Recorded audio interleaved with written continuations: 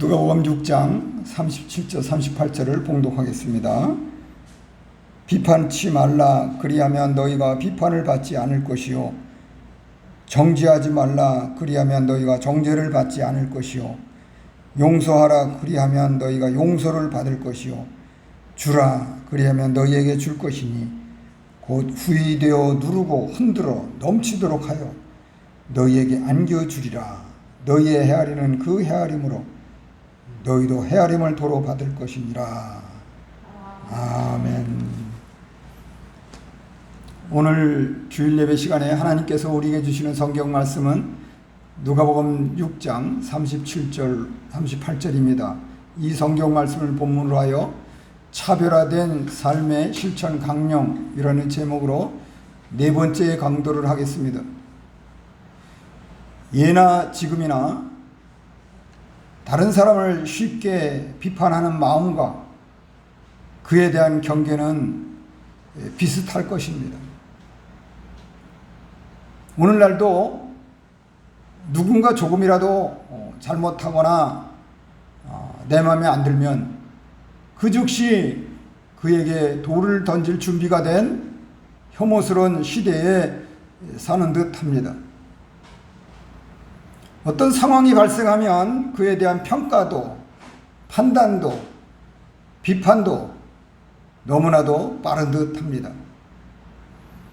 하지만 우리 삶의 근간을 다질 충고를 해줄 스승이나 어른이 없는 시대에 성경의 한 페이지를 열어 주님의 권면을 받도록 하겠습니다.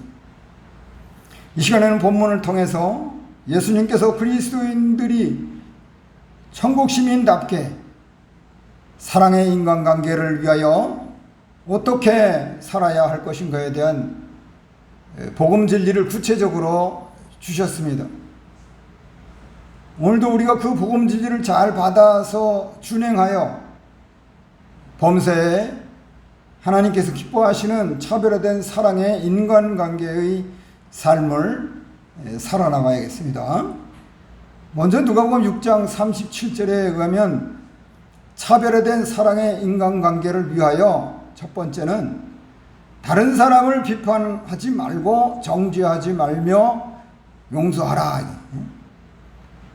본문에서 예수님께서는 그리스도인들이 차별화된 높은 수준의 도덕성에 수반되는 절대적 사랑과 자비의 정신을 실현할 구체적인 권면을 하셨습니다.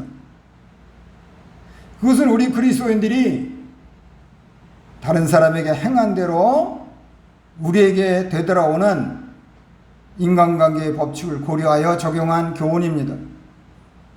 결국 그것은 하나님의 심판을 대비하는 그리스도인들의 자세인 것입니다. 예수님께서는 그리스도인들이 하나님 앞에서 심판을 받지 않으려면 다른 사람을 결단코 비판하지 말고 정죄하지 말며 용서하라고 명령하셨습니다. 여기서 비판하지 말라는 말은 개인적 차원에서 다른 사람을 사사로이 비판하지 말라는 의미입니다.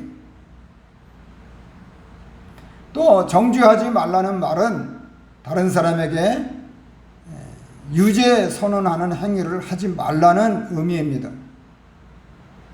또 용서하라는 말은 다른 사람이 저지른 잘못을 용서해 주라, 면제해 주라는 의미입니다. 사실 이 말씀을 그리스도인들이 문자적으로만 받아들이기는 그리 쉽지 않습니다. 왜냐하면 그리스도인들이라 하더라도 무엇이 옳고 그른지 바르게 알려고 하면 이치를 따져야 하고 또 비평도 해야 하기 때문입니다. 그런데도 예수님께서는 왜 그리스도인들에게 다른 사람을 비판하지 말고 정죄하지 말며 용서하라고 하셨는가? 그 이유는 그리스도인들이 다른 사람을 비판하지 아니하고 정죄하지 아니하며 용서의 중으로 말미암아 자기가 행한 대로 자기 자신에게 되돌아오는 이치에 따라 자기도 다른 사람에게 비판받지 않을 것이고 정죄받지 않을 것이며 용서받을 것이기 때문입니다. 특히 본문은 그리스도인들이 다른 사람을 비판하지 않고 정죄하지 않으며 용서하는데 어떤 전제 조건이 있거나 어떤 제한을 두고 있지 않다는 점에서 심히 놀라운 명령입니다. 예를 들어 그리스도인들이 다른 사람을 용서하는 데 있어서 어떤 것은 용서할 수 있지만 어떤 것은 용서할 수 없다고 용서의 범위를 스스로 제한하는 어리석음을 범하지 말라는 것입니다. 실로 하나님의 무한하신 사랑과 자비로 말미암아 허물과 죄로 죽을 수밖에 없는 나 같은 비천한 죄인이 용서함을 받아 영광스러운 구원 영생을 얻었다는 사실을 생각한다면 그리스도인들이 용서하지 못할 것들이 무엇이 있겠는가? 우선 예수님께서 비판하지 말라고 하신 본면은 그리스도인들이 어떤 이치나 진리를 깨닫고 받아들이기 위한 평가나 비평하지 말라는 뜻은 아닙니다. 이는 어떤 특정 사안에 대해서 비평적인 사고로 판단 행위를 하지 말라는 의도가 아닌 것입니다. 우리는 분별력을 길러야 하고 일련의 판단 행위를 해야 합니다. 만약 우리가 아무런 비평 정신 없이 모든 사안을 다 수용한다면 우리는 자칫 잘못하다간 분별력 없이 거짓된 진리를 받아들이게 되어 우리 영혼을 병들게 할 수도 있습니다. 요한복음 10장 2절로 9절에 의하면 예수님께서는 자신을 양의 목자라고 하시면서 양은 목자의 음성을 알기에 따라오되 타인의 음성은 알지 못하기에 듣지 아니하고 도망한다고 하셨습니다.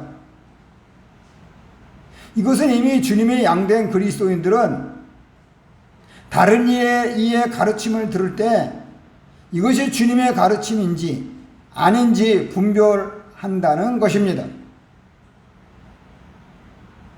우리 그리스도인들은 다른 사람의 아무런 가르침을 절대로 다 받아들여서는 안 됩니다.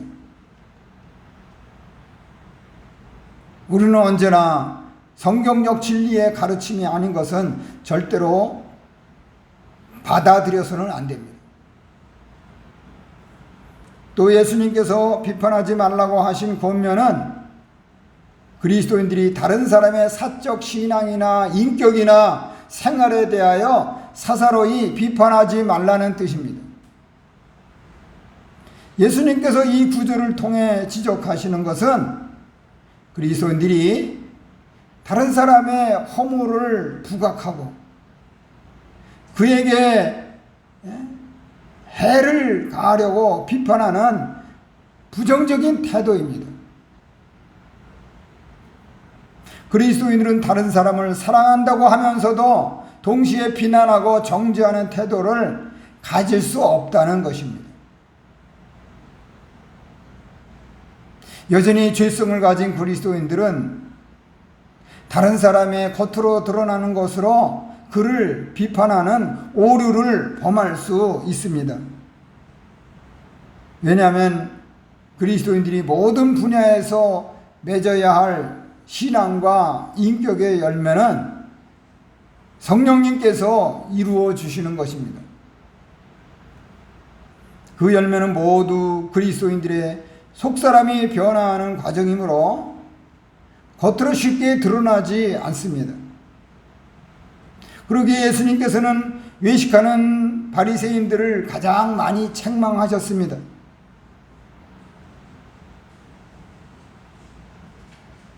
바리새인들이 겉으로는 얼마나 보수적입니까?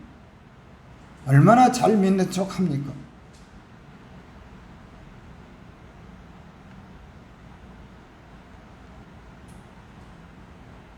예수님께서는 이 외식하는 바리새인들을 책망하셨습니다.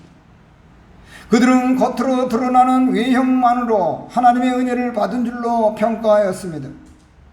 따라서 그리스도인들은 다른 사람의 신앙이나 인격을 외적 조건이나 눈에 보이는 것만으로 판단하지 않도록 주의해야 합니다.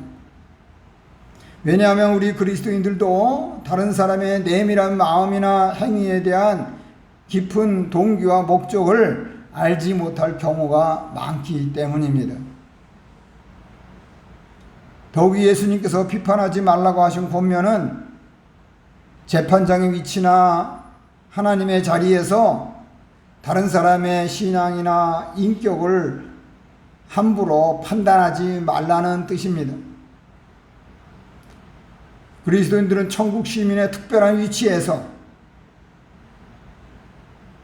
우월감을 가지고 심판자로 하나님의 위치를 결코 대신할 수 없습니다. 그리스도인들이 믿음의 형제들을 비판하거나 정죄하거나 용서를 거부하는 것은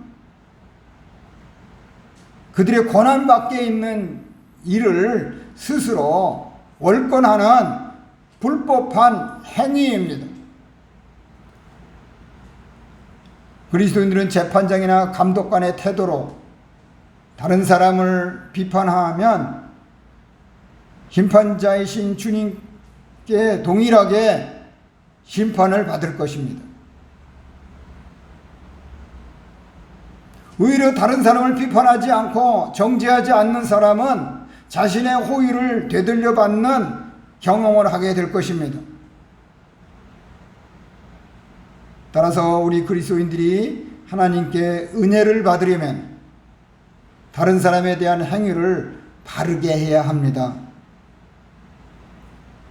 우리가 다른 사람에게는 아무렇게 하여도 하나님 앞에만 바르게 하면 된다고 생각하면 큰 오산입니다. 우리는 다른 사람을 사랑하며 그의 흠결을 덮어주고 잘못을 용서해 주어야 우리도 하나님의 긍휼과 사랑과 용서를 받게 됩니다. 마태복음 6장 14절.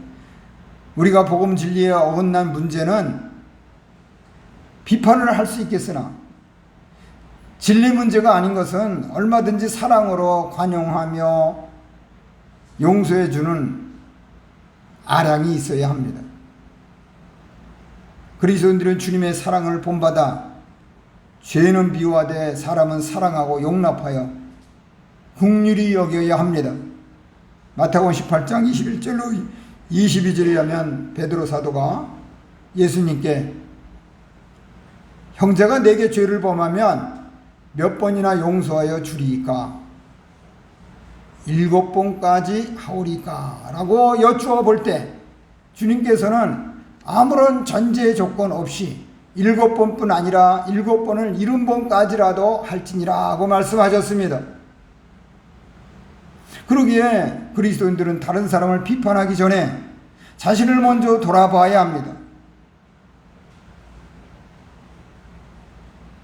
하나님 앞에서 상급을 받는 것이 자신에 대하여 엄격한 성찰이나 아무런 노력도 하지 아니하고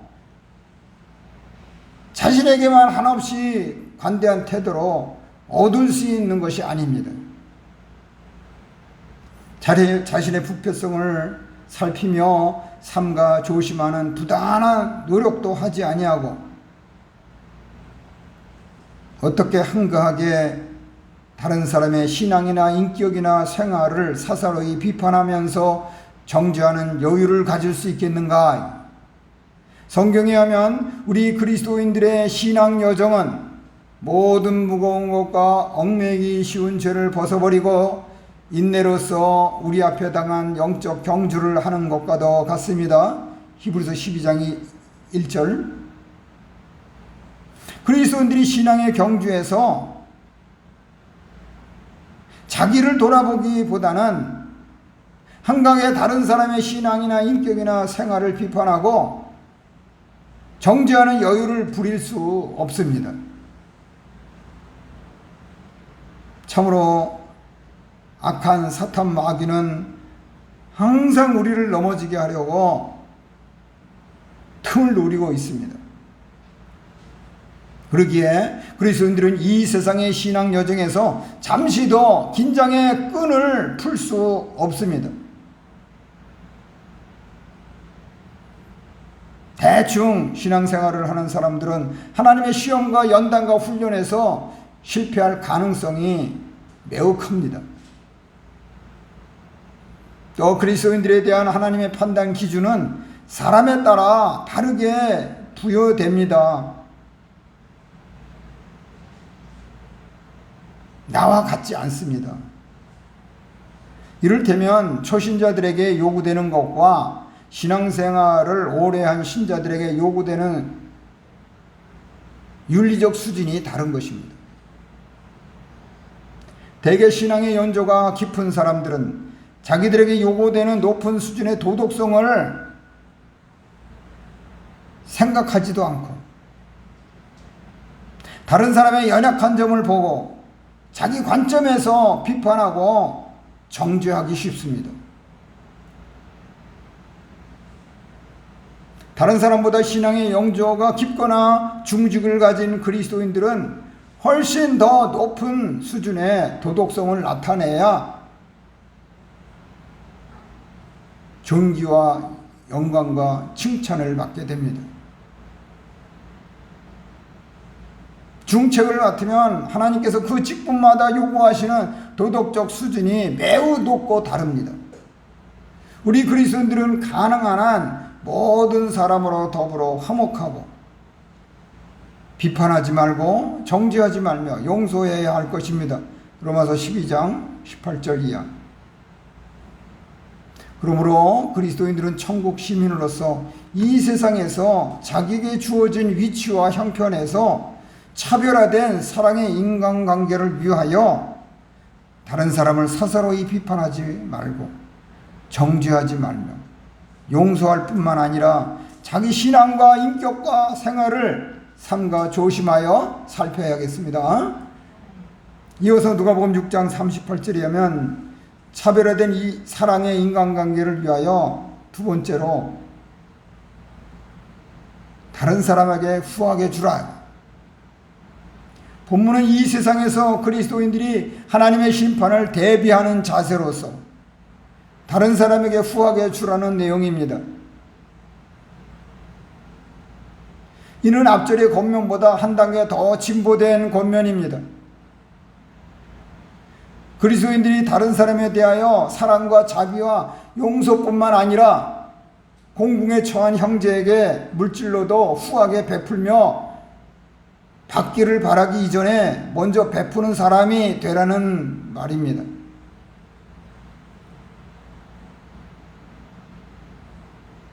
이러한 관용과 선대가 자기에게로 되돌아오게 될 수 있습니다.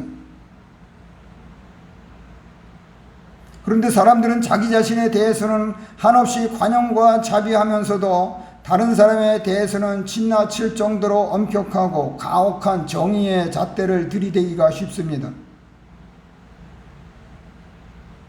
예수님께서는 제자된 그리스도인들이 이기적인 사람들이 아니라 절대적 사랑과 자비를 베푸는 신자들이 되기를 원하십니다. 여기서 주라는 말은 줄 수 있는 한 최대한으로 후하게 주라 라는 의미의 명령 역시 용서하라는 명령과 같이 어떠한 전제 조건이나 제한이 없이 시행하라는 것입니다. 예수님께서는 그리스도인들에게 심판에 관하여 교훈하시면서 이처럼 다른 사람에게 최대한으로 후하게 주라고 말씀하셨습니다. 예수님께서는 사도행전에서 바울사도를 통하여서 주는 것이 받는 것보다 복되도다고 하셨습니다. 이렇듯이 하나님께서 우리에게 주시는 사랑과 은혜는 우리의 생각을 초월하여 그 이상으로 풍성하게 임합니다. 결국 하나님의 판단 기준이 이 세상에서 얼마나 많은 것을 가졌느냐에 있는 것이 아니라는 것입니다. 그 반면에 이 세상 사람들의 판단 기준은 누가 얼마나 많은 재물을 차지하였고 얼마나 많은 부를 누리고 있으며 또 얼마나 많은 학문을 배웠고 권세가 있느냐는 것입니다.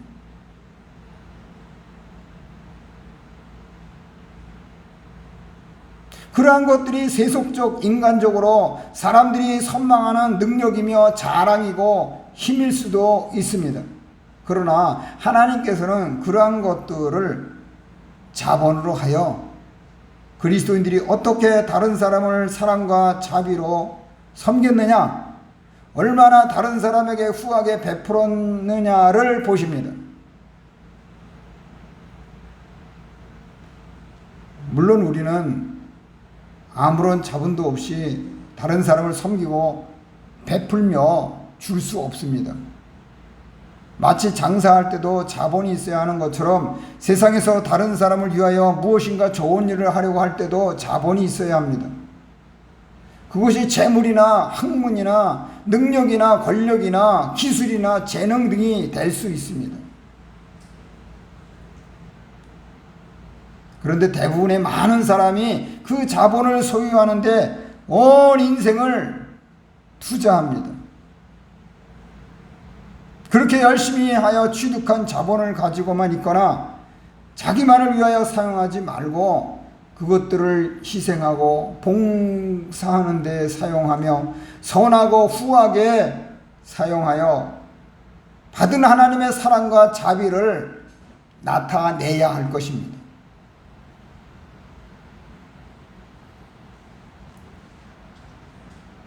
그리스도인들은 하나님으로부터 받은 재물을 내게만 머물러 있게 하지 말고 다른 사람에게 손을 펼쳐 후하게 베풀어 주어야 합니다.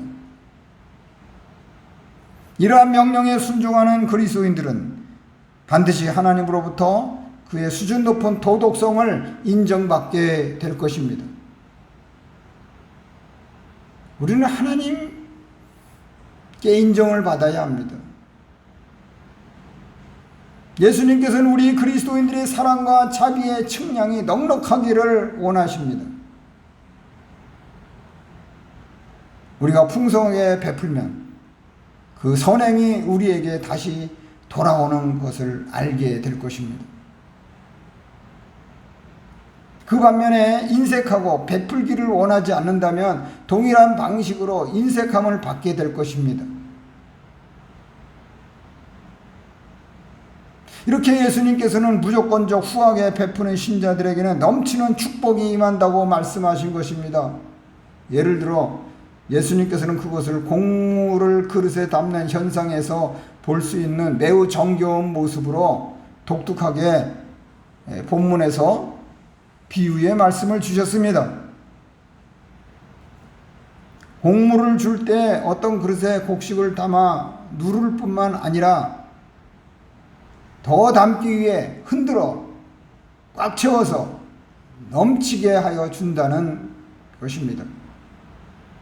곡식의 그릇이 이미 채워졌음에도 불구하고 다시 넘치게 담아 그릇 밖으로까지 흘러나게 하여 줍니다.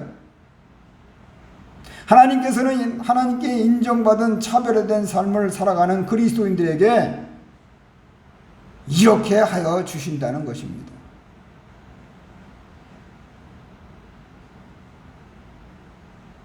만물의 주인이고 주권자이신 하나님께서 무조건 후하게 주고 베푸는 신자들에게 역시 후한 보상을 약속하여 주셨으므로 그 약속은 반드시 이루어집니다.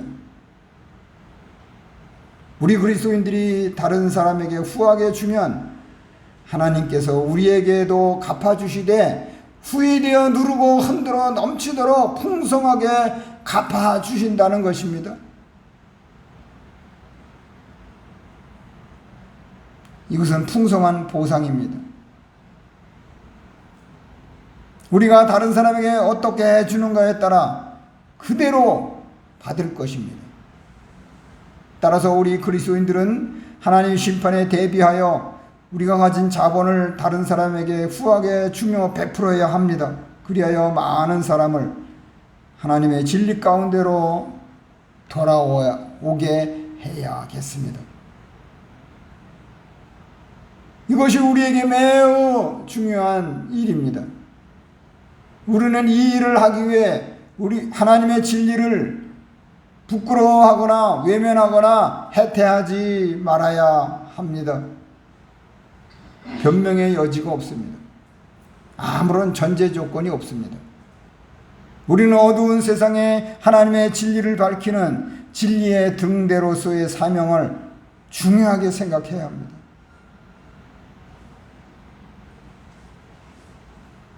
하나님의 진리를 듣는 사람들은 그 진리로 말미암아 자신의 진정한 가치를 깨닫고 되찾게 될 것입니다. 그러므로 그리스도인들은 천국 시민으로서 이 세상에서 자기에게 주어진 위치와 형편에서 차별화된 사랑의 인간관계를 위하여 다른 사람에게 후하게 베풀며 받은 하나님의 사랑과 자비를 나타내야겠습니다. 이제 누가복음 6장 37절로 38절을 중심으로 차별화된 삶의 실천 강령이라는 제목으로 강론한 말씀을 마무리하겠습니다. 본문에서 예수님께서는 그리스도인들에게 이 세상에서 더불어 살아가는 다른 사람에게 절대적 사랑과 자비의 정신을 실천하는데 수반되는 사항이 무엇인지 구체적으로 권면의 말씀으로 주셨습니다. 그것은 우리 그리스도인들이 사랑과 자비를 베풀려면 다른 사람을 사사로이 비판하지 말고 정죄하지 말며 하나님께서 판단하시도록 맡겨드리고 우리는 용서하며 후하게 베풀어 주라는 명령입니다.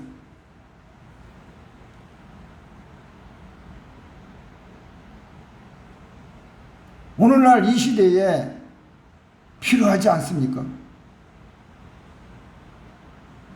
우리가 다른 사람을 사랑과 관용으로 대하면 우리도 그와 같은 호의적 대우를 되돌려 받게 될 것입니다.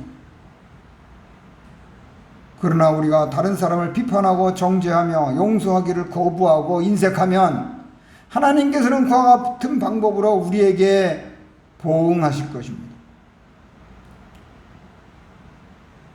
갈라디아서 6장 7절로 8절을 보면 스스로 속이지 말라. 하나님은 업신여김을 받지 아니하시나니 사람이 무엇으로 심든지 그대로 거두리라. 자기의 육체를 위하여 심는 자는 육체로부터 썩어질 것을 거두고 성령을 위하여 심는 자는 성령으로부터 영생을 거두리라 라고 하였습니다. 아멘.